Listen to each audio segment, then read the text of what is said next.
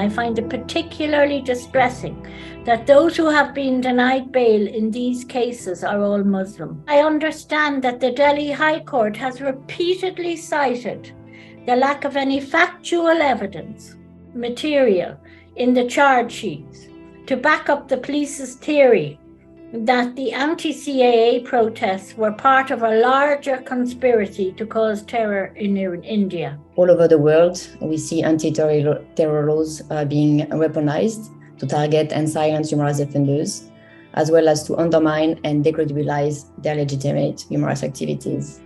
I am speaking for thousands of human rights activists, not just in South Africa itself, but in Southern Africa and across Africa, that we will work hard in this country to build awareness of what is happening in India and to make sure that the names of all of those who are imprisoned become familiar to us and familiar to people here, just as 30 years ago, the names of people like Nelson Mandela, Walter Sisulu, and all of the South African liberation heroes who the world stood up and fought for became known to millions of people. And we know that it was solidarity that kept their names alive and that kept them alive. What we are seeing in India feels to us in many ways reminiscent of what used to happen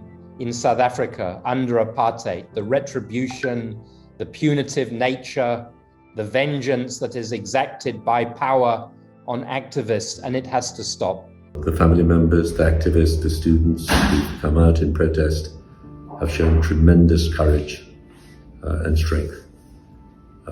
At a time in South Asia when there is so much repression, so much abuse of human rights, so much disrespect for the rule of law, their position is to be lauded. From Sydney, Australia, we join the growing worldwide call for the immediate and unconditional release of the human rights defenders held in Indian jails. The jailed activists are to be congratulated for taking a stand against the Citizenship Amendment Act 2019.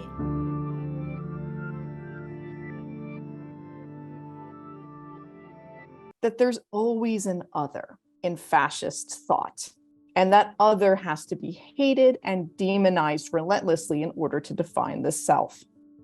And for Hindutva ideologues, the other are Muslims. Now, the Citizenship Amendment Act is one piece of this far larger project, but it's a particularly important piece, which is why we saw such brutal crackdowns on protesters against the CAA between December of 2019 and February of 2020. The decision to arrest and jail activists is obviously a conscious effort to silence dissenters. And we actually must make sure that those who are deliberately silenced or unheard are actually heard.